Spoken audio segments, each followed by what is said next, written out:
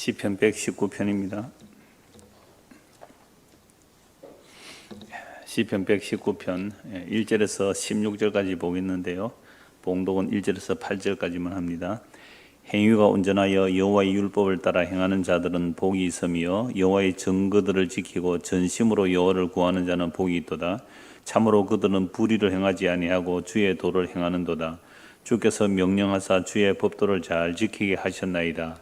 내 길을 굳게 정하사 주의 율례를 지키게 하소서.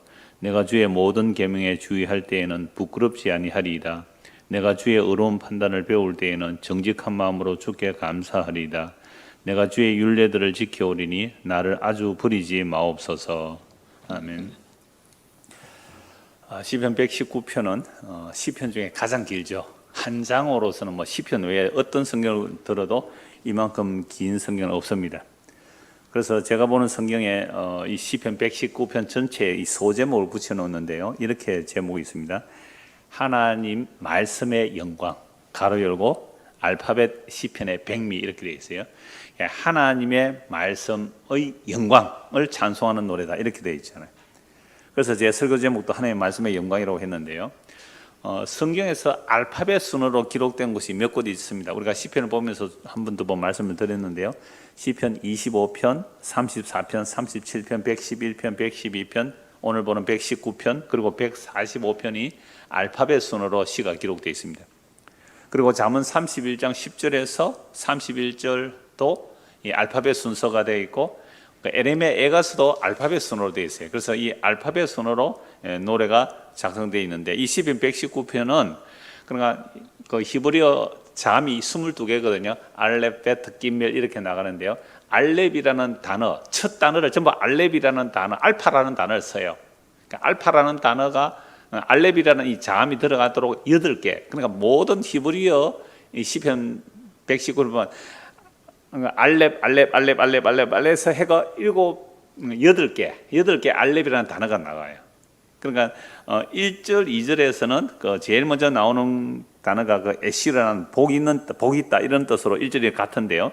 나머지 3절에서 8절까지는 또 다른 단어예요. 하여튼 알렙이라는 단어가 붙어서 다른 단어가 들어가죠. 이렇게 해서 이제 8행이 나옵니다. 이게 1년이죠. 2년은요 베트라는 게 나오죠. 우리가 영어로 하면 A죠. 그다음에 그러니까 B라는 단어가 들어가도록 8개 또 단어가 제일 앞에 나와 있습니다. 그러니까 김멜이라는 단어 들어간 게 또 8개 나오죠. 이렇게 해서 22개니까 잠이 22개 곱하기 8개 하면 몇 개예요?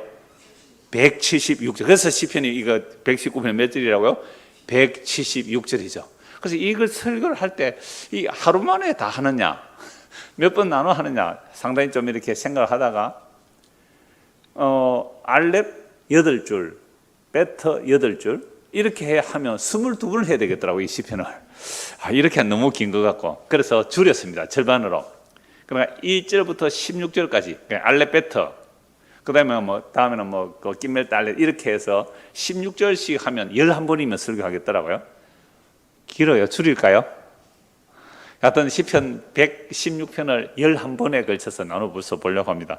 중간에 보다가 계속 반복되면 단축할 수도 있고요. 하여튼 그렇게 해서 오늘 이제 시작을 합니다. 자, 그런데 이 119편 이제 들어가기 전에 먼저 하나님 말씀의 영광이라고 하는데 이 하나님의 말씀을 여러 가지로 말하거든요. 율법, 율례, 규례 여러 가지로 말하고 있기 때문에 그걸 간단하게 한 9가지 설명을 드리고 오늘 본문에 들어가겠습니다. 제일 많이 나오는 말이 이제 율법이라고 하는데 율법은 히브리어는 토라입니다. 넓은 의미에서 하나님의 법을 말하고요. 그 다음에 증거. 그러니까 이 시편 110에 나오는 게 아니라 율법, 증거, 판단, 율례, 말씀, 법도, 계명, 약속, 길 이렇게 9가지가 나오는데요. 그래서 율법이라는 말은 토라예요. 그 다음에 증거는 히브리 말로 에다인데 하나님이 친히 선포하시고 확정하신다는 측면을 강조하죠. 그래서 하나님의 증거다 그러면 하나님이 말씀하시고 말씀하신 것을 확정하신다 할 때 에다라는 거죠. 그래서 와, 내가 하나님의 증거를 봤다 이러면 야, 하나님 말씀하신 것을 그대로 이루어내시구나. 이런 것이 이제 에다라는 거죠. 그다음에 판단, 미시파트라는 말인데 이 법정적 의미예요. 근데 율례, 호크는 하나님이 제정하신 입법이라는 측면을 강조하고 말씀, 다바르, 이건 여러분 많이 들어보죠. 다바르, 말씀.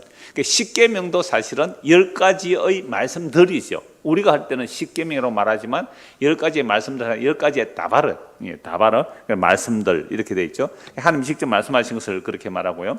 그다음에 법도는 피쿠드라는 이 히브리 단어인데요. 인간 행동에 대한 규제의 측면을 강조하고요. 계명, 이런 미처바 이런 게 들어보셨죠? 미처바, 미시파타 이런 것은 그 히브리 하는 사람들 많이 얘기를 하는 건데요. 이것은 준수해야 할 책임을 강조하고 약속, 이머라라는 단어는 약속만이 아니라 말씀 등의 의미로도 사용되고 길, 데레켜는 어떤 행동 영역을 강조합니다. 그러니까 이 9가지가 막 이렇게 섞여서 서는데 이 9가지의 단어들을 한마디로 하면 뭐가 될까요?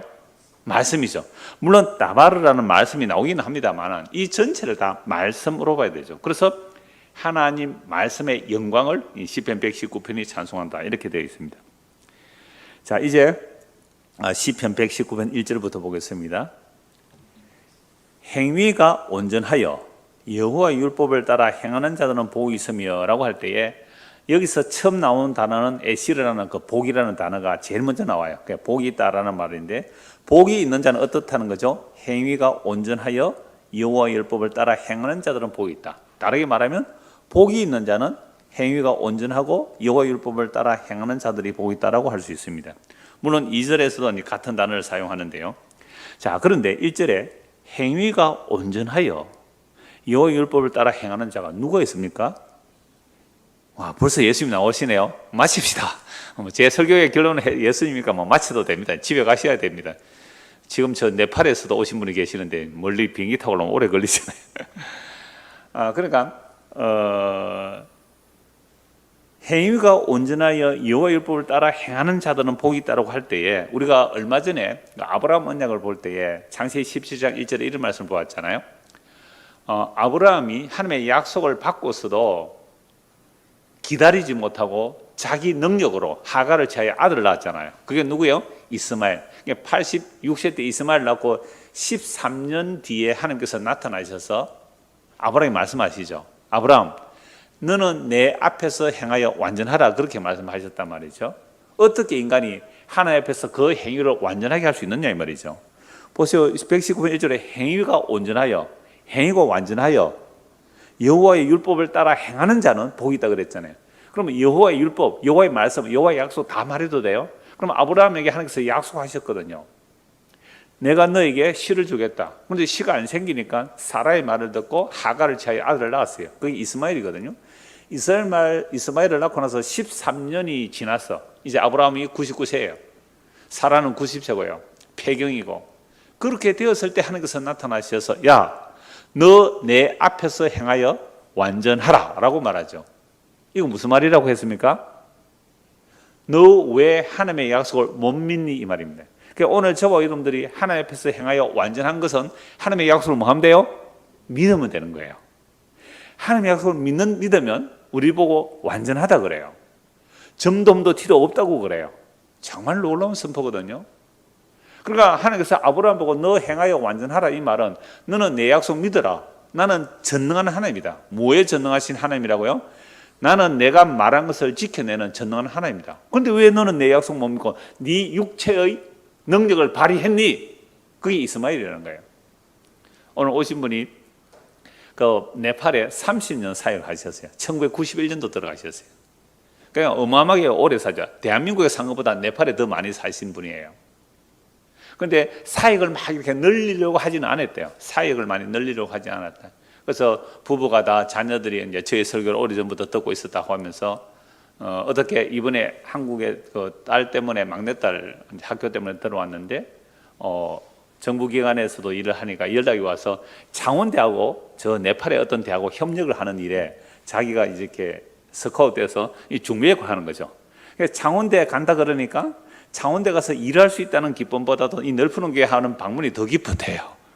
막 자기 자랑 간접적으로 막 하고 그러죠. 하여튼 그랬어요. 우리 집 사람들 옆에 같이 봤으니까 막 기뻐서 막 가슴이 두근거린다 하고 그랬는데, 설렌다 그랬는데. 그러니까 보세요. 그러니까 하나님의 말씀이 선포되고 하나님의 말씀을 하나님이 이루신다는 그 약속을 믿을 때 뭐가 된다고요? 우리가 완전해지는 거예요. 이게 믿음으로 의롭다함을 받는 겁니다. 얼마나 놀라운 일인지 몰라요.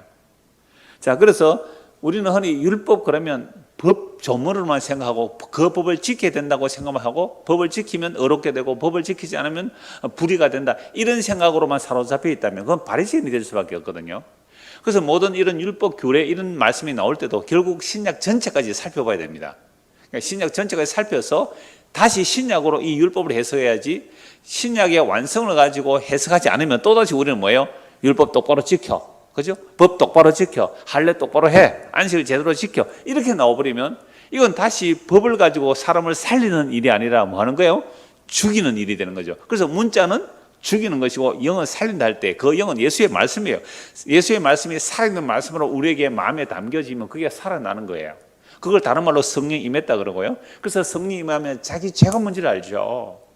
야, 내가 그동안 선교를 30년 했는데, 내가 목사를 50년 했는데, 내가 정말 예수를 믿지 않고 내 힘으로 뭔가 이루어내려고 내 목표를 따라 살았구나. 그건 이스마엘을 한 거예요. 이스마엘을 쫓아내라.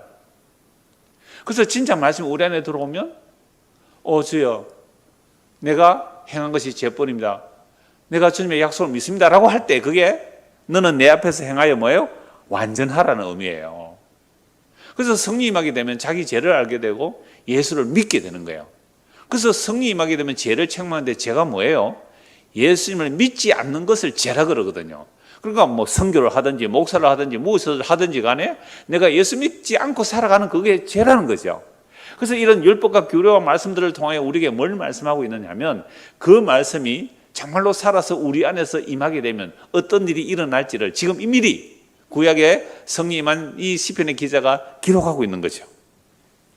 자, 그래서 119편 1절 다시 보십시오. 행위가 온전하여 여호와 율법을 따라 행하는 자들은 복이 있으며. 그러면 제가 창세기 17장 1절 그 아브라함의 얘기를 가지고 말씀드렸잖아요. 그러면 행위가 온전해서 여호와 율법을 따라 행하는 자들은 결국은 복이 있는데, 이들이 어떤 사람이에요? 하나님의 약속을 하나님께서 전능하신 능력으로 이루어낸다는 사실을 믿는 사람이 뭐예요?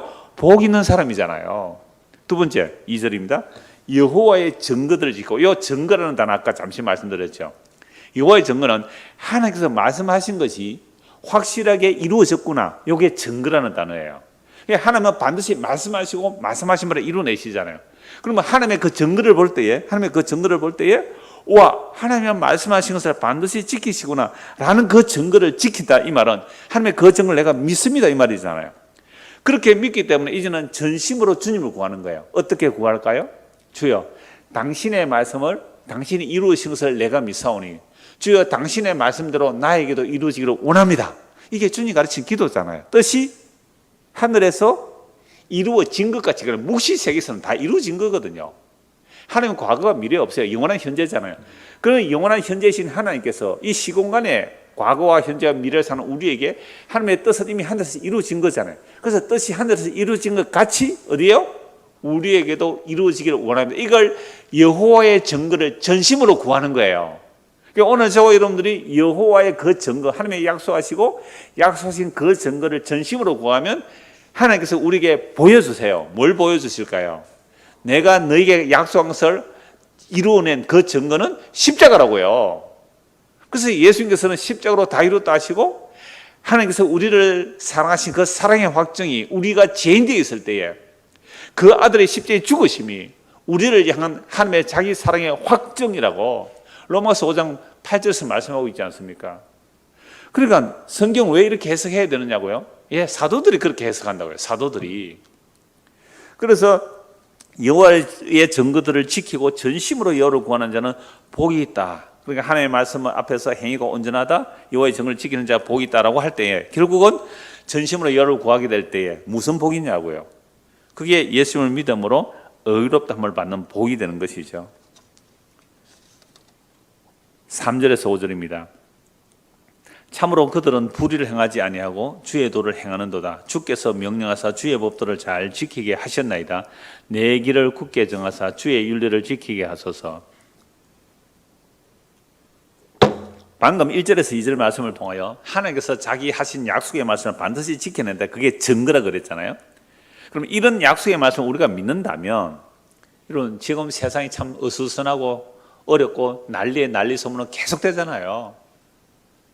지금 우크라이나 사태뿐만 아니라 지금 인플레이션으로 인한 물가는 폭등하고 경제는 어려워지고 이자는 높아지고 여하튼 어려운 상황이에요. 물론 이럴 때에 부자들은 더 부자되는 기회가 되지만 가난한 자들은 더 가난해지는 때가 된단 말이에요. 이렇게 어려울 때에 사람들은요 두려워해요. 그러나 적어도 하나님의 약속의 말씀을 믿는다는 사람들은 거의 두려워할 이유가 없거든요. 왜요? 만물이 주에게서 나오고 주로 말미암고 주에게로 돌아가잖아요. 로마서 12장 36절. 우리 신약까지 알고 있으니까. 그래서 눈에 보이는 이 하늘과 땅이 다 사라지도 우리는 뭐해요? 두렵지 않습니다. 이미 새하늘과 새 땅의 약속을 받고 사는 사람들이란 말이죠. 그래서 우리에게 어떤 어려움이 닥쳐보면 이 사람이 정말 성경의 말씀을 믿는가 안 믿는가 딱 보여요. 자기 자신이 점검해 볼 수 있단 말이에요. 그래서 우리는 이 하나님의 약속의 말씀들을 자꾸만 안 보려 하죠. 잊어버리려고 하고요. 안 들으려 하는 이유가 뭘까요? 내가 뭔가 아끼고 사랑하는 것들 그걸 잃어버릴까 봐 싶어서. 그렇지 않을까요? 그게 이거 주님께서 뺏어가면 어떻게 해버릴까? 여러분, 하나님께서 그렇게 째째한 하나님 아니라고요. 그렇게 째째한 하나님 아니라고요. 정말 하나님의 말씀을 따라 그 증거들을 따라 믿음으로 사는 자들은요 있어도 감사 없어도 감사가 되는 거예요. 주셔도 감사, 뺏어가도 감사가 되는 거죠. 이게 하나님의 말씀의 영광이고 그 말씀의 충만함이고 그 말씀을 믿고 사는 자들의 삶의 모습이거든요. 이 땅에서 주의 말씀을 따라 주님과 동행하는 삶. 여러분, 하나님을 어디서 찾을 수 있어요? 우리가 하나님을 기록된 말씀에서 성령의 감동으로 이분이 하나님이시구나 그렇게 알고 믿는 거 아니에요.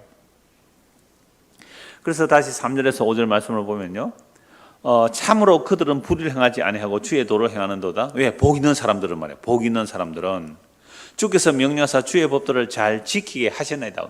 보세요. 그 율법을 잘 지키는 자는 복이 있다라고 해놓고는 우리 인간이 스스로 율법을 지킬 능력이 있다면 4절 같은 말은 필요가 없잖아요. 그런데 뭐라고 말씀하세요? 주께서 명령하사 주의 법도를 잘 지키게 하셨나이다.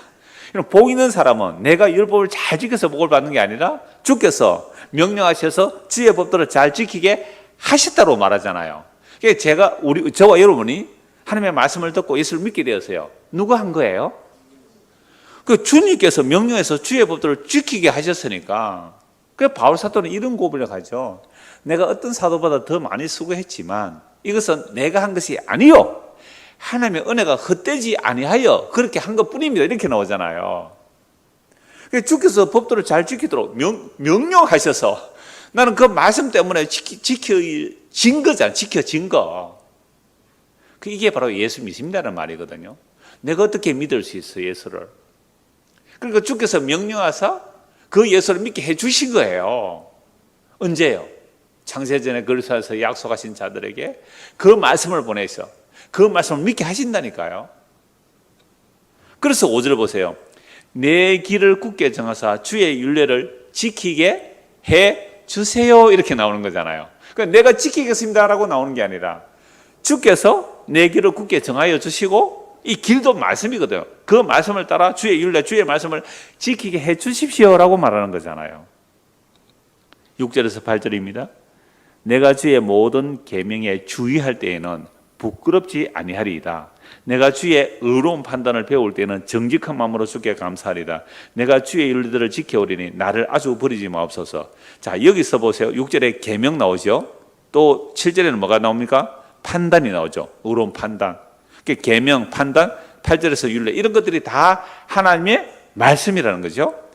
주의 말씀에 내가 주의할 때, 조심할 때 주의 말씀을 내 마음에 생각할 때는 내가 뭘 안 한다고요? 부끄럽지 아니하리다. 여러분, 주의 말씀에 내가 주의할 때 부끄럽지 않다. 이건요, 이 말씀만 가지고도 사실 1시간 말씀을 드려도 부족하죠. 주의 말씀을 내가 주의할 때 부끄럽지 않다, 이 말은 우리가 예수님을 믿으면 영원히 부끄러움을 당하지 않는다, 이 말씀이에요. 그래서 로마서 9장 33절, 로마서 10장 11절, 베드로전서 2장 6절 보면 하나님께서 건축자의 버린 돌도 말씀하시면 시험하여 받은 돌, 그 시온에 돌 하나를 세우는데 그 돌을 믿는 자는 뭐 한다고요? 부끄러움을 당하지 않는데요. 버림받은 예수잖아요. 아이고 부끄러워라. 십자가 저주받았네. 미련하고 어리석다고? 그 십자가에 지신 예수를 부끄러워한다면 하나님 우리를 부끄러워하시는 거죠.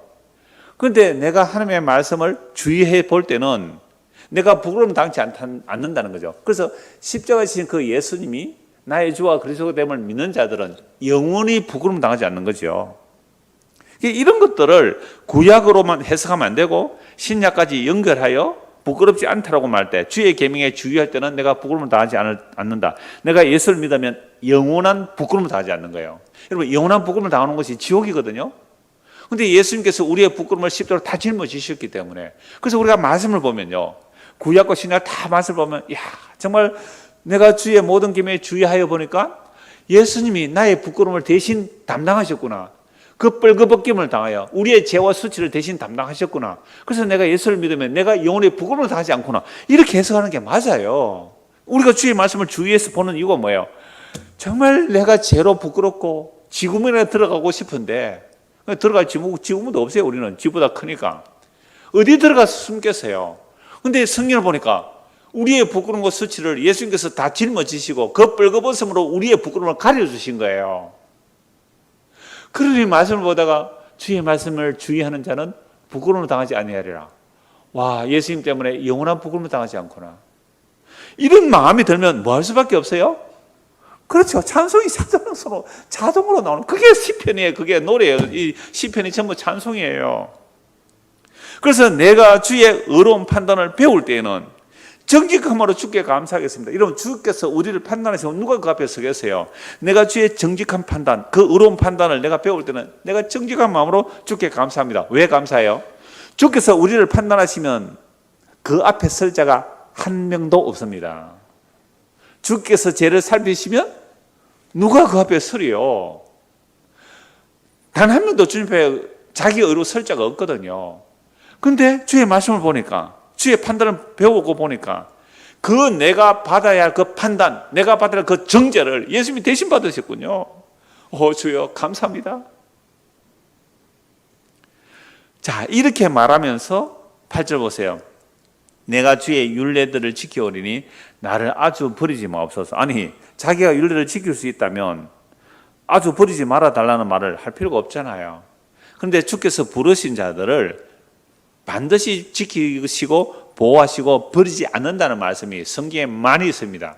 그래서 그런 말씀을 가지고 지금 이 시편 기자는 그렇게 강구하는 거예요. 주여, 내가 주의 율례를 지키게 사오니 나를 아주 버리지 마옵소서. 이 말은 내가 아무리 애를 써서 주의 말씀을 지킨다고 해도 나는 뭐예요? 제대로 못 지킵니다. 그럼 주의 말씀 못 지키면 어떻게 돼요? 버림받아야 되잖아요. 그러니까 날 버리지 마세요. 이 말은 주여, 나는 주의 말씀을 내가 지킬 능력이 없사오니 주께서 나를 버리지 마옵소서.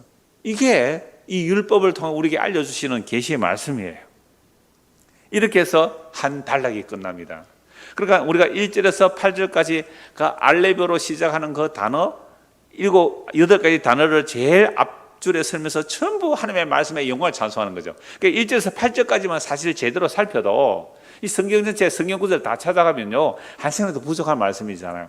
1절에서 8절 쭉 말씀을 보니까 내가 주의 말씀을 지킨다, 따라간다, 이 말씀이 결국 주께서 나에게 명령하셔서 그 주의 법도를 지키게 해주시는데 그것은 바로 예수를 믿는 일이군요.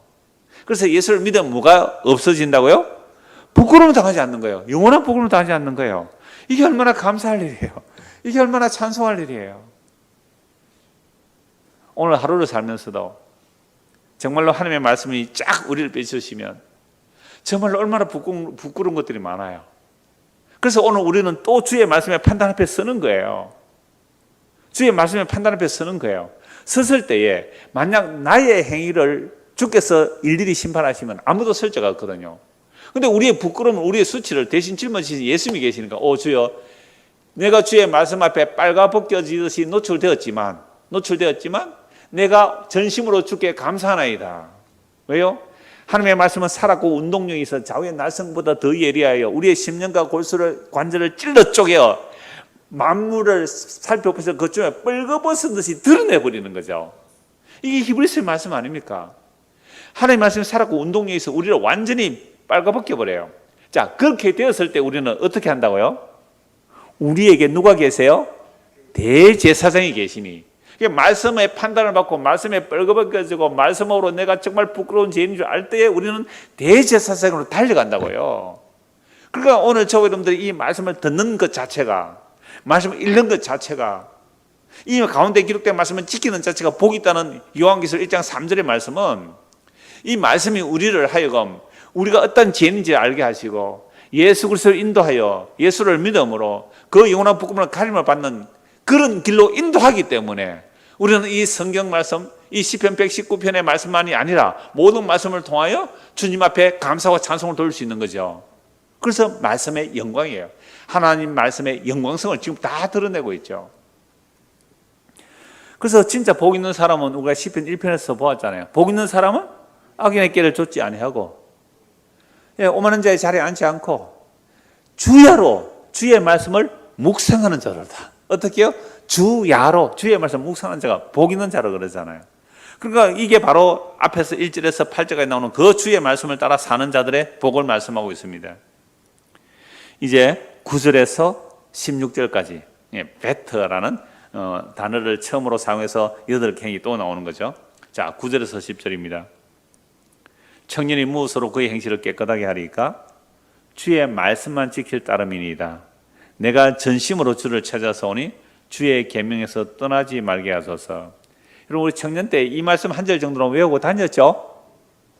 안 외웠다면 청년 때 열심히 한 사람들 아닙니다.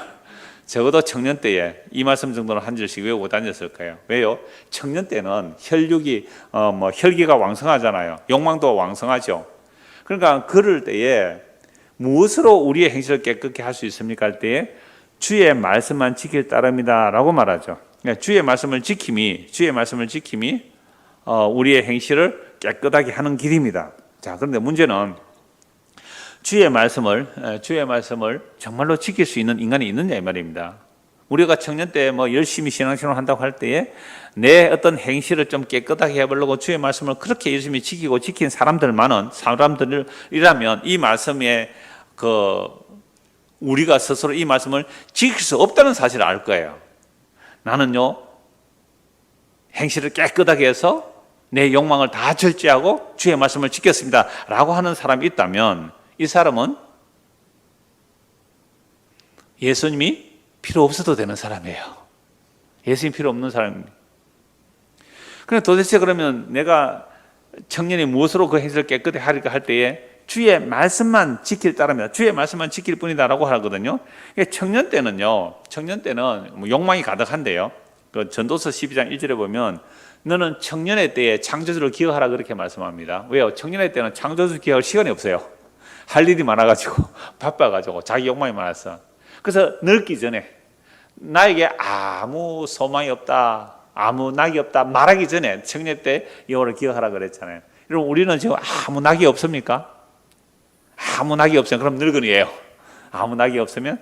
그런데 그때가 되기 전에 창조를 기억하라고 말씀하죠. 그러니까 이것은 청년의 때만 말씀하는 게 아니라 사실 모든 믿음의 사람들에게 하시는 말씀이죠. 그래서 왜 청년의 때에 그 말씀만 지킨다라고 하느냐라고 하면요,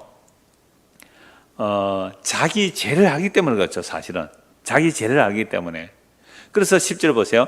내가 전심으로 주를 찾아서 오니 주의 계명에서 떠나지 말게 해달라고 간구합니다.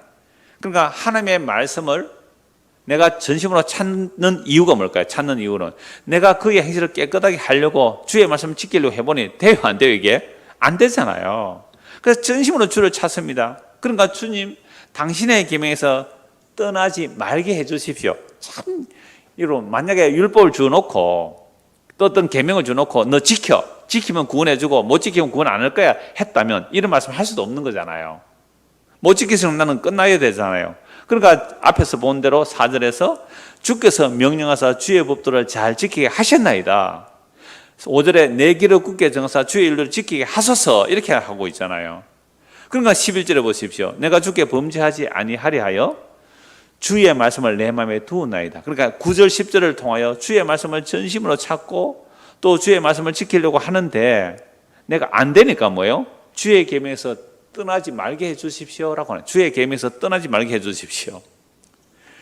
그래서 11절 내가 주께 범죄하지 아니하려 하여 주의 말씀을 내 마음에 두었나이다. 그래 하나님의 말씀을 우리 마음에 두는 이유가 뭐 하기 위해서요? 주께 범죄하지 않기 위하여, 주께 범죄하지 않기 위하여. 그렇다면 우리가 주님께 범죄하는 일은 왜 범죄하게 됩니까? 내 마음에 뭐가 없어요? 주의 말씀이 없으니까 범죄하잖아요. 주의 말씀이 없으니까. 그런데 율법을 다 지킨 613가지 율법을 다 지킨 그 바리새인들은 주의 말씀이 있다고 하는데, 그런데 왜 그들은 예수를 안 믿고 예수를 죽여버렸을까요? 자, 요게 중요한 그 분기점이 되는데요. 유대인들이, 바리새인들이, 특히 바리새인들이 모세오경에서 나오는 613가지의 율법조문을 다 지켰다고요. 그러니까 자기들은 말씀을 어디에 새겨 있다고요? 마음에 담아 있다는, 외우니까 마음에 담아 있다는 거예요. 심지어 이마에 붙이고 산목에 기호로 삼고 문지방에도 붙여놓고 뭐 문 입구에 붙여놓고 그러잖아요. 그렇게 했지만 하나님의 말씀이 어디에 없었어요? 마음에 없었다는 거예요. 마음에 기록되지 않았다는 거예요. 그러니까 주께 범죄하지 않으려면 주의 말씀이 내 마음에 있어야 하는데 마음에 들어오지 않았단 말이죠. 마음에 들어오지 않았다는 말은 구약시대에 돌판에 기록됐다고 말씀하고 있죠. 그래서 이미 구약에서도요, 모세율법에서도 하나님의 말씀이 우리 마음에 새겨져야 된다는 말씀을 하셨어요. 그래서 몸의 할례만 말한 게 아니라 어디에 할례를 말하고 있어요? 마음의 할례를 해라고 모세가 신명기 10장 16절에서 말씀해요. 마음의 할례를 행하고 다시는 목을 곱게 하지 말라 그랬단 말이죠. 그리고 신명기 30장 6절에서도 이렇게 말하는데요. 마음의 할례를 해라. 신명기 10장 16절 말씀하는데 신명기 30장 6절에서는요. 마음의 할례 우리가 할 수 있습니까? 없습니까? 못하죠. 몸의 할례는 할 수 있어요. 난지 8일 만에 생식 끝을 포경수술사들이 잘라내면 할례 하는 거예요. 누구나가 몸의 할례는 할 수 있습니다. 그러나 마음의 할례는 하나님께서 하라고 하셨는데 못해요. 그래서 신명기 10장 16절에서는 마음의 할례 해라 했지 못해요. 그래서 신명기 30장 6절에 이렇게 말씀하세요. 여호와께서 마음의 할례를 행하실 거다 이렇게 말해요. 희한하죠. 분명히 너희들은 마음의 할례를 해야 돼. 그래야 말씀이 마음에 들어오는 거야. 너희 마음 가죽은 지금 너무너무 딱딱해서, 돌과 같이 딱딱해서 너희 마음 가죽에는 말씀이 새겨질 수가 없어. 그래서 그 마음 가죽을 벗겨내. 마음 가죽을 벗겨내서 부드러운 살과 같은 마음이 돼야 너희 마음 안에 말씀이 기록되는데, 유대인들은 율법을 달달달달 배운다 할지라도 그게 마음에 기록된 게 아니에요. 돌판에 기록된 게 그 지식으로 와 있는 거잖아요. 그래서 그렇게 하지 말고 마음의 할례를 행하라 못해요. 그래서 하나님께서 내가 너희에게 마음의 할례를 행하겠다고 신명기 30장에 말씀하세요. 결국 이 신명기 30장의 이 말씀, 내가 너희에게 마음의 할례를 하겠다는 것은 결국 예레미야 선지자를 통하여 무슨 언약이에요? 새 언약이잖아요. 에스겔 36장을 통하여 새 언약이에요. 너희의 마음의 가죽을 베고 딱딱한 돌과 같은 마음을 바꾸어 부드러운 살과 같은 마음을 주실 거다. 그게 새 언약이거든요. 그렇게 될 때 말씀이 너희 마음에 박힌다는 거죠. 말씀이 우리의 마음에 박히면 우리의 죄가 뭔지를 알고 회개하고 예수를 믿게 되는 거예요. 이게 새 언약의 능력입니다. 그래서 성림한 사도들이 복음 전할 때 뭐라고 말합니까? 사도행전 2장에서 너희가 십자가 못 박아 죽인 예수를 하나님이 살리시고 주와 그리스도가 되게 하셨다고 할 때 어찌할꼬라는 그 찔림, 이게 마음 가죽이 벗겨지는 거예요. 이게 마음의 할례가 행하는 거예요. 그래서 어떻게 할꼬? 회개하고 주 예수를 믿어라. 그리하면 성령을 선물로 받으리니 네가 구원을 받으리라. 이게 마음의 할례예요. 이 십자가의 죽으심의 그 새 언약으로 이 복음 선포를 통하여 우리의 마음의 가죽이 베어지는 거죠. 구원은 다른 길은 없어요. 그 십자가의 복음 선포를 통하여 그 복음 선포를 듣고 회개하고 믿을 때에 다른 말로 성령이 임하여 그 마음을 벗겨내고 예수를 믿을 때에 이제 드디어 말씀이 어디에 새겨져요? 우리 마음에 새겨져요. 이게 새 언약이에요. 그래서 이 마음에 말씀이 새겨진 자들은 도망갈 수가 없어요. 떠나갈 수가 없어요. 물론 우리의 육적 자아가 강해서 하나님의 말씀을 멀리하고 또 하나님을 모른다 할 수 있고 말씀을 보지도 않을 수 있어요.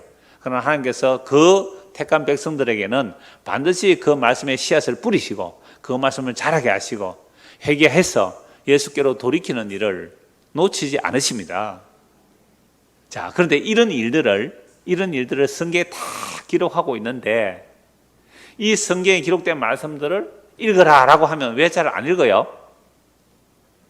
읽으라 하면 왜 잘 안 읽어요?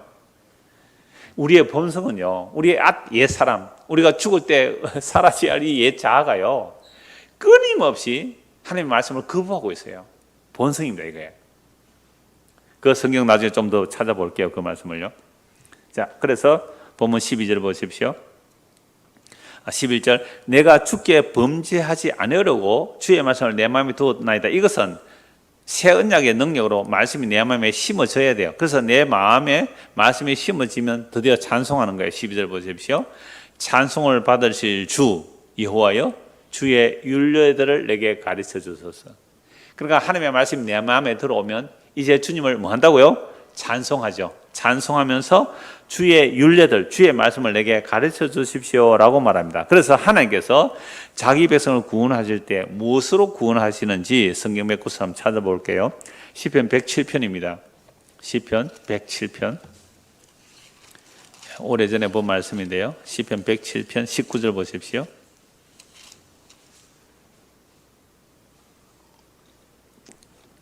이에 그들이 그들의 고통 때문에 여호와께 부르짖으며 그가 그들의 고통에서 그들을 구원하시되, 이스라엘 백성이 계속 범죄하죠. 범죄할 때 고통을 하나님께서 주시는 겁니다. 그러면 그 고통 중에 여호와께 부르짖을 때 여호와께서 그 고통에서 그들을 구원하실 때 어떻게 구원하시는지 보십시오. 그가 그의 말씀을 보내어 그들을 고치시고 위험한 지경에서 건지시는도다. 그러니까 하나님께서 우리를 구원하실 때 뭘 보내서 구원하신다고요? 말씀을 보내시죠. 물론 구약에서는 뭐 선지자를 보내시기도 하고 뭐 사사를 세우기도 하지만 그들은 다 말씀에 의하여 세워지는 자들이거든요. 그럼 오늘 이 시대에, 그러니까 예수님의 십자가로 다 이루었다고 한 이 시대에 우리를 구원할 때 뭘로 구원하실까요? 말씀으로 구원하시죠. 어떤 말씀요? 율법의 조문이 아닌 내 말이 곧 영이라고 하신 예수의 그 말이 성령의 역사로 살아있는 말씀 우리 마음에 새겨지면 그게 뭐예요? 구원이에요. 하나님의 말씀이 우리 마음에 새겨지면 그걸 구원이라 그래요. 말씀을 보내 그들을 고치시고 위험한 지경에서 건지시는도다. 그러니까 이렇게 말씀이 임하여 우리의 마음의 가죽이 벗겨지고 말씀이 마음에 새겨지면 이제 뭘 한다고 그랬어요? 찬송하는 거예요. 찬송. 21절 보세요. 여호와의 인자하심과 인성에게 행하신 기적으로 말미암아 그를 찬송할지로다. 여호와의 인자하심이 어디에 나타났다고요? 십자가로 나타났잖아요. 예수의 십자가에 죽으심으로 그 살찌고 피 흘리심을 우리를 값주고 사시고 우리 안에 성령 임하여 말씀을 우리 마음에 새겨주세요. 그러니까 그 인자심을 맛본 자들은 주를 찬송하는 거죠. 그래서 감사제를 드리며 노래하며 그가 행하신 일을 선포하고 있는 거죠. 어디서요? 그게 말씀을 받은 자들의 모임, 교회라는 곳에서 선포하는 거예요. 시편 147편 보십시오. 시편 147편입니다.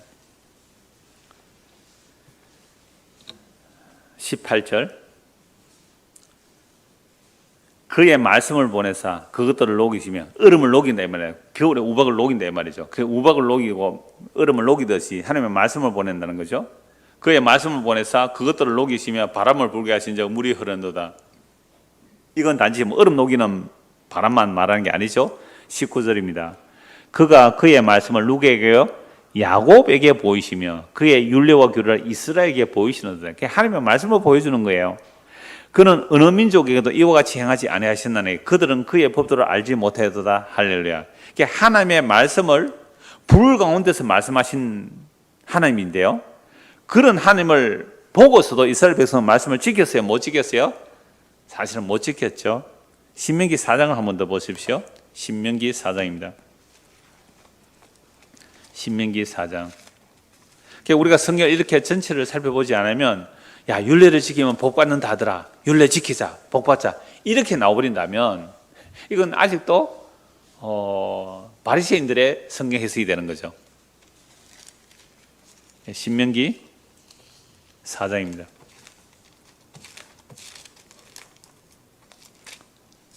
신명기 4장 33절. 어떤 국민이 불 가운데서 말씀하시는 하나님의 음성을 너처럼 듣고 생존하느냐.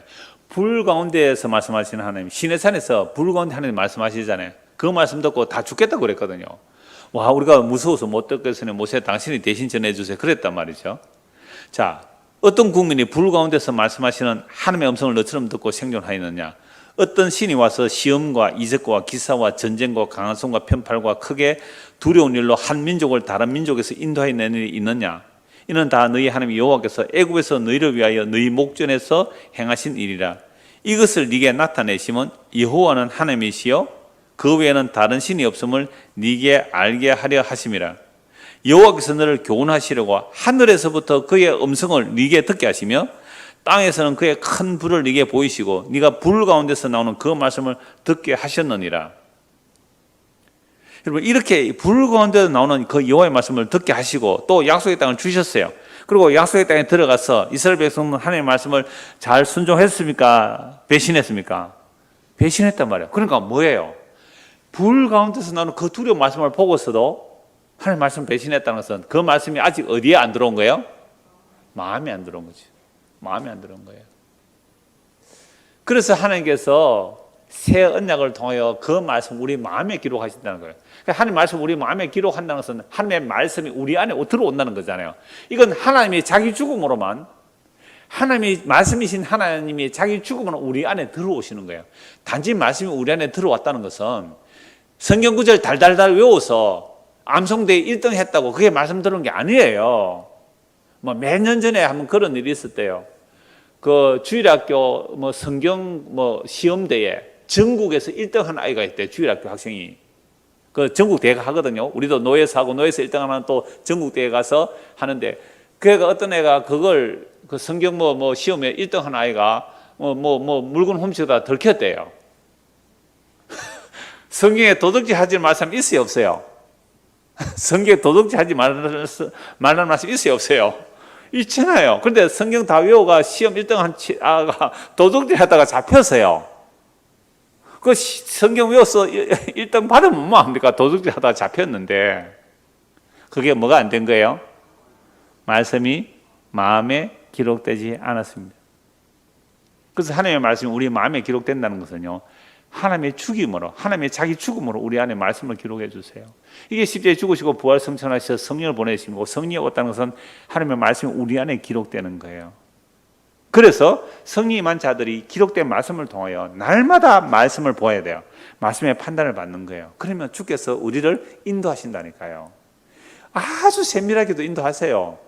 우리가 세밀하게 인도를 못 받는 이유는 왜 그럴까요? 주의 음성을 말씀을 안 보기 때문에 그렇죠. 안 듣기 때문에 그래요. 그래서 날마다 주의 말씀을 보면요, 정말 세밀하게 주께서 인도하고 계세요. 세밀하게 말씀을 인도하시는데 우리는 그걸 날마다 뭐하고 살아가요? 무시하고 살아가요. 어떻게 무시하고 살아갈까요? 요즘 말로? 여러분 말씀하겠습니다. 개무시한다고. 여러분들 그랬어요. 개무시한다고. 여러분 하나님의 말씀 얼마나 개무시하고 살아요. 어디에 돈 벌까? 어디에 투자하면 돈 벌까? 어떻게 하면 잘 살까? 어떻게 하면 재미있을까? 어디에 맛있는 거 있을까? 그런 것은 그렇게 잘 찾아가면서도 하나님의 말씀을 얼마나 무시하고 살아요. 그러니까 우리는 안 행복해요. 안 즐거워요. 여러분 진짜 하나님의 말씀을 내 마음에 새겨주셨고 그 내 마음에 새겨진 그 말씀을, 기록된 말씀을 통해 날마다 말씀과 가까이 하면요, 상황이 어떠할지라도 주님과의 사귐 때문에 뭐 한다고요? 기뻐할 수 있는 거예요. 바울은 감옥에서 뭐 했어요? 감옥에서 죽는다 그랬는데도 기뻐하는 거예요. 내가 기뻐하고 또 기뻐하노라. 너희들도 기뻐하고 기뻐하라는 거예요. 이 기쁨이 있어요? 없다는 것은 지금 말씀과 사귐이 없는 거예요. 사도들이 편지를 쓴 이유가 있어요. 내가 이것을 너희에게 쓰면 너희가 우리와 사귐 있게 하고 우리의 사귐은 그리스도의 사귐 있게 하리라고. 그 사귐은 영원한 생명의 기쁨이거든요. 말씀 보고 보면요, 기쁨이 넘치는데, 이렇게 설교하는 저도 참 부끄러워요.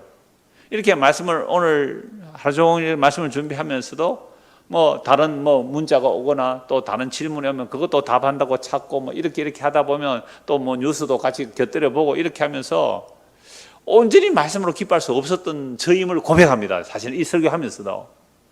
그러함에도 불구하고 이 기록된 말씀이 주는 그 기쁨, 그 위로, 그것이 정말 손톱만큼 작을지라도 그 말씀 자체가 우리 안에 임하였다면 그 말씀은 영원한 말씀입니다. 그래서 그 작은 말씀 하나가 영원하기에 그 영원한 말씀은 변하지 않아요. 그래서 우리를 영원한 생명으로 이끌어 가시거든요. 그래서 오늘 저와 여러분들이 이곳에 와서 말씀을 보고 듣는다는 것, 이건요 정말로 놀라운 하나님의 은혜입니다. 물론 장로고시 때문에 오신 분도 계시겠지만 그러니까 우리가 예수를 믿는다는 것은요, 때로는 그렇게 의무를 지워서도 말씀 듣게 하세요. 얼마나 복이에요. 그래서 제가 종종 말하잖아요. 저 목사 안 됐다면 이렇게 말씀 봤을까요? 얼마나 말씀 안 봤다 그러잖아요. 보세요. 얼마나 말씀 목사 안 돼서 많이 봤어요, 청년 때. 그러니까 내가 말씀 얼마나 안 보는 사람이었으면 하나님께서 나에게 복을 주시려고 목사를 만들어 놨단 말이에요. 뭐 하라고요? 말씀 보라. 왜 선교사 보내놨을까요? 말씀 보라고, 말씀 듣고 말씀 전하라고. 그래서 선교사 보내는 거 아니에요? 내가 사역에 치중해버리면 말씀 놓쳐요. 사역에 치중하면, 내가 목회 일에 치중해버리면 말씀을 놓친다고요. 자, 본문 다시 들어갑니다. 11절 13절 다시 보십시오. 내가 주께 범죄하지 아니하려고 주의 말씀을 내 마음에 두었나이다. 이것은 새 언약의 능력으로 되는 것을 미리 말하는 거예요. 선지자들이 찬송을 받으실 주 여호와여, 주의 율례들 내게 가르쳐 주십시오. 말씀을 이제 가르쳐 주십시오. 주의 입의 모든 규례들을 나의 입술로 선포합니다. 그리고 우리가 모여서 우리의 입으로 말하는 게 뭐예요? 주의 말씀을 선포하는 자리잖아요. 주의 말씀을 선포하는 자리. 이게 얼마나 좋으냐 하면요, 14절 보십시오. 내가 모든 재물을 즐거워한 같이 주의 증거들의 도를 즐거워하나이다. 뭐처럼 즐거워한다고요? 돈 즐거워하듯이, 재산 모으는 거 즐거워하듯이, 주의 증거들의 도를 즐거워한다. 이거는 가치라서 등치시켜줘. 재물을 즐거워하는 거 하고 주의 증거들을 즐거워하는 거, 주의 증거의 그 도를 즐거워하는 거 등치시키는데요. 그 새 번역에는요, 오히려 이렇게 번역하고 있습니다. 새 번역에서는요, 주님의 교훈을 따르는 이 기쁨은 큰 재산을 가지는 것보다 더 큽니다. 주님의 교훈을 따라가는 이 기쁨, 주의 말씀이 내 안에 주신 이 기쁨은, 주의 말씀이 주신 이 내 마음에 오신 주의 말씀이 내 안에 오셔서 주신 이 기쁨은 새 포도주가 넘치는 것보다, 곡식의 창고에 곡식 가득한 것보다 더 기쁘다 그랬잖아요. 그래서 시편 119편 보면 주의 말씀이 어떻다고요? 꿀수유보다 더 달다고 하거든요. 이런 말씀의 맛을 못 보면 교회 다니는 거 너무 재미없어요. 지루해요. 그러니까 수요일날 작게 오잖아요. 재미없어서. 그러니까 하나님의 말씀이 정말로 꿀수유보다 달다면 말씀을 듣고 나누는 자리에, 그죠? 안 올래요. 안 올 수가 없잖아요. 왜요? 돈 버는 것보다 더 좋은데? 여러분들 지금 이 시간, 수요 예배 시간 1시간 오는 시간에 어떤 자리에 100만 원 버는 자리가 있다. 그럼 수요 예배 올라오면 100만 원을 포기해야 된다 하면 여러분 오겠어요? 안 오겠어요? 단돈 100만 원입니다. 많지도 않고 100만 원 버는 수요일 요 시간에 자리가 있다. 오겠어요? 안 오겠어요? 속으로만 대답하세요. 그러니까 우리가 보세요. 하나님의 말씀을 듣는, 하나님의 말씀을 나누는, 주의 말씀을 증거하는 이 즐거움이 돈 100만 원 가치보다 안 적은 거예요. 그죠? 그래서 지금 이렇게 말씀하시잖아요. 하나님과 재물을 겸하여 섬길 수 없다고요. 이것을 사람 저것을 미워하고 저것을 사람 이것을 미워하게 되어 있다고요. 그러니까 우리는요, 하나님의 말씀보다 돈을 사랑하더라고요. 그래서 하나님의 말씀이 어디에 기록되면요, 내 마음에 기록되면 이제 나는 돈 버는 것보다 주님의 말씀을 더 즐거워한다는 놀라운 이런 고백이 나와요. 이거 나중에 증거해 드릴게요. 증거할 거 없이 바로 말씀드릴게요. 성경 안 찾겠습니다. 시간이 벌써 한 5분밖에 안 남았어요. 사도행전 2장과 4장에 보면 성령이 임하니까 뭐라고 해요? 자기의 소유를 자기의 것이라고 주장하는 자가 없고 자기 재산을 팔아서 사도들 앞에 놓으니까 그것으로 가난한 자들에게 나눠주니까 부족함이 없었다는 거예요. 자기 것을 자기 것이라고 하지 않는 이 즐거움 누리기를 원하십니까? 아멘 하시는 분은 많이 없어서 아멘 하실 거예요. 되게 많으면 하기 힘들 거예요. 뭐 조금 있는 거 원래 없던 건데 뭐 나눠보자 이렇게 하지만 진짜 많으면 아멘이 잘 안 나온다고요. 보세요. 주께서 주신 내 마음에 주신 이 즐거움은 주께서 주신 그 말씀이 내 안에 오셔서 내 죄가 어떤지 알고 이 죄가 예수님의 십자가의 피로 어떻게 용서받았는지 아는 그 기쁨, 그 즐거움, 그 말씀의 충만함, 그 말씀의 충만함 이거 성령의 충만함에 그 말씀의 충만함 성령의 충만함이 임하니까 뭐가 일어났다고요? 자기 것을 자기 것이라고 주장하는 자가 하나도 없더라. 좀 있으니까 또 완전히 또 파당이 생기고 난리가 나잖아요. 정말 성령의 충만과 말씀의 충만은 천국을 맛보게 주는 모델 사건. 그러니까 오늘 저희들 말씀의 충만과 성령의 충만이라는 것은요, 어떤 일이 일어나야 돼요? 내 것을 내 것이라고 주장하는 일이 없어야 되는데 세상에 부부 사이도 뭐예요? 딴주미 차죠. 네 거는 네 거고 내 거는 내 거다. 이게 진짜 회개할 일이란 말이죠. 그래서 사도행전 2장 4장에 보시면 말씀이 우리 안에 들어왔잖아요. 성령이 우리 안에 들어왔어요. 자기 것을 자기로 사는 자가 없다고. 그러니까 14절 보세요. 내가 모든 재물을 즐거운 같이 주의 증거들의 도를 즐거운. 아니 나는 돈보다 주면 더 사람이 이렇게 나오더란 말이죠. 왜요? 돈을 사람이 일만하게 뿌리니. 돈을 사람이 일만하게 뿌리니. 그 디모데서 6장 10절 나오잖아요. 디모데전서 6장 10절이죠. 돈을 사람 일만하게 뿌린데 그 돈을 탐하다가 믿음에서 떠나 자기를 찔렀다고요. 근심으로 자기를 찔렀다고요. 우리의 걱정 근심이 어디에 있습니까? 돈 사랑에 있지 않아요. 그래서 정말 주의 말씀 우리 안에 들어오면 내가 재물을 즐거움보다 더 주의 말씀을 즐거워하겠다는 거죠. 오늘 저와 여러분들이 이렇지 않다면 어떻게 해야 돼요? 정말 회개해야 됩니다. 주여, 나는 아직도 주의 말씀보다는 돈을 사랑하는 죄인이 맞습니다. 주여 용서하시고 주의 말씀을 내 안에 정말 더 분명하게 새겨주셔서 주의 성령이 역사하셔서 돈보다 주님을 사랑하는 사람 되게 해주십시오. 그게 수요일 기도하는 제목 아닙니까? 그런데 우리는 어떤 기도를 했습니까? 원래 수요 기도회였어요. 옛날에는 수요 기도회였어요. 이 말씀을 드리고 나서 기도하고 가십시오 하면 5분 안에 다 가셔요. 여러분들 얼마나 말씀을 사모가 사는데 나는 그런 기도 안 해도 된다 이거 아닙니까? 그죠? 이런 기도 안 해도 되는 것 같아요. 정말 주여 내가 재물보다 주의 말씀을 즐거운 삶 되게 해주십시오. 이거 오늘 철학 기도 제목 아닙니까 이거? 내가 주의 법도들을 작은 소리로 엎조리며 주의 길들에 주의하며 주의 율례들을 즐거워하며 주의 말씀을 잊지 않겠습니다. 그러니까 성령이 임하게 되니까 이제 엎조린다는 거죠. 길을 갈 때도 잘 때든지 밥 먹을 때 누구 언제든지 주의 말씀을 막 말하는 거예요. 그 주의 율례들을 즐거워하며 주의 말씀을 잊지 않겠다고요. 어떻게 되면요? 말씀이 내 마음에 기록되면 새 언약으로 주의 성령이 내 안에 오시면 그래서 그런 자들의 모임 안에는 언제나 하나님의 말씀이 우리 입으로 나오게 되어 있어요. 로마서 10장 보고 말씀 마무리하겠습니다. 로마서 10장입니다. 로마서 10장.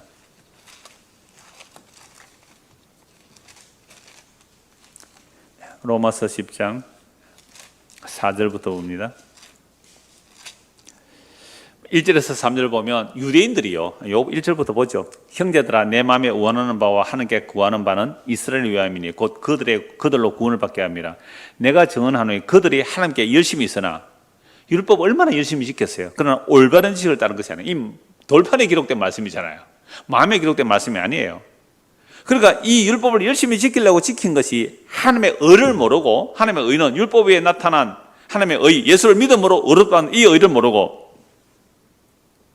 하나님의 의를 모르고 자기 의를 세우려고 힘써 하나님의 의에 복종하지 아니했다. 이게 이제 서기관 바리새인들의 죄 아닙니까? 자, 그러나 그리스도는 모든 믿는 자, 그러니까 유대인들이든지 이방인이든지 모든 믿는 자에게 의를 이루기 위해 율법의 마침, 율법의 완성이 되었죠. 모세가 기록하되 율법으로 말미암는 의를 행하는 사람은 그 의로 살리라 하였거니와 너희가 만약 율법으로 어렵다 하려면 율법 100% 지켜 이렇게 말하는 거죠. 그러나 그럴 자가 아무도 없죠, 사실은. 그래서 믿음으로 말미암는 의는 이같이 말하되 네 마음에 누가 하늘에 올라가겠느냐 하지 말라 하니 올라가겠느냐 하면 그리스도를 모셔 내리는 것이요 혹은 누가 무적에 내려가겠느냐 하지 말라 내려가겠느냐 하면 그리스도를 죽은 자 가운데서 모셔 올리려는 것이라. 자, 이게 무슨 말씀이냐라고 하면요. 신명기 30장 12절 이하에 나오는 말씀이죠. 하나님 말씀을 구하려고 막 하늘 위로 올라가고 저 바다 건너를 가고 뭐 무적에 내려가고 그렇게 할 필요가 없다는 거예요. 그게 스스로 율법을 지켜서 행하겠다는 게 그런 수준밖에 안 돼요. 우리가 어떻게 하나님을 하늘에서 모셔 내려오겠느냐 말이에요. 어떻게 무적에서 모셔 올릴 수 있느냐 말이에요. 자, 그러면 무엇을 말하느냐? 말씀이 네게 가까워 네 입에 있으며 네 마음에 있다. 말씀이 어디 있다고요? 네 마음에 있기 때문에 네 입으로 나온다 이 말 아닙니까? 이게 새 언약이라고 말씀드렸잖아요. 그래서 말씀이 우리 마음에 기록되는 거예요. 마음에 기록되니까 자기 죄가 뭔지 알고 예수를 믿음으로 부끄러움을 가려주시고 그 죄 용서를 알기 때문에 이제 이 말씀을 마음에 받은 자들은 모여서 뭘 한다고요? 주님을 찬송하는 거잖아요. 주께 감사하는 거잖아요. 그래서 무엇을 말하냐? 말씀이 네게 가까워 네 입에 있으며 네 마음에 있다 했으니 곧 우리가 전파하는 믿음의 말씀이라. 네가 만일 네 입으로 예수를 주로 시인하며 또 하나님께서 그를 죽은 자 가운데서 살리신 것을 네 마음에 믿으면 구원을 받으리라. 사람이 마음으로 믿어 의에 이르고 입으로 시인하여 구원에 이르느니라. 그러니까 하나님의 말씀이 우리 마음에 들어오면 내가 예수를 주와 그리스도로 믿음으로 구원에 이르게 되는 일이죠. 그래서 오늘 시편을 보면서 이런 신약에 연결을 해야 바로 구약 이 시편 119편이 율법의 조문으로 들리지 않고 복음으로 들리죠. 그래서 율법, 율례, 규례를 말해도 이걸 다 하나님의 말씀으로 본다면 하나님의 말씀이 우리 마음에 기록될 때에 하나님의 말씀이 우리에게 기록될 때에 우리의 죄가 없다는 알고 회개하여 예수를 믿게 되죠. 이 일을 이루시기 위하여 말씀이 육신이 되어 이 땅에 오셨고 그분이 살을 찌고 피를 흘리심으로 그 말씀을 우리 안에 넣어주시기 위하여 십자가에 죽으시고 부활 성천하셔서 성령을 보내주셨죠. 성령이 임하면 예수의 영이기 때문에 예수의 말씀이 우리 마음에 기록되고 예수의 말씀을 믿고 살아갑니다. 그래서 성령을 통하여 예수 믿고 사는 자들이 얼마나 큰 복을 받았는지 그걸 아는 자들이 예수 믿는 자들이거든요. 이들은 돈을 버는 재미보다 말씀 보는 재미가 더 크다는 거죠. 이 은혜가 우리 모두에게 임하기를 소원합니다. 기도하겠습니다. 하나님 아버지, 참으로 성경 말씀이 이러한데도 불구하고 우리들은 여전히 말씀보다는 그저 잠시 있다가 사라질 세상의 것들에 마음 뺏길 때가 많습니다. 주여 우리를 불쌍히 여기시고 우리 마음에 임하신 그 말씀이 정말 성령의 역사로 능력 있게 일하셔서 주의 말씀을 인하여 제사함 받는 그 기쁨이 어떤지 영원한 부끄러움을 당하지 않는 그 복이 얼마나 좋은지 이 모든 것들은 이 세상 모든 것을 다 주어도 바꿀 수 없는 놀라운 주님의 은총임을 알게 하시고 그 은총을 찬송하고 그 은총을 입으로 말하며 그 은총을 함께 나눌 수 있는 우리 모두가 될 수 있도록 은혜를 베풀어 주시옵소서.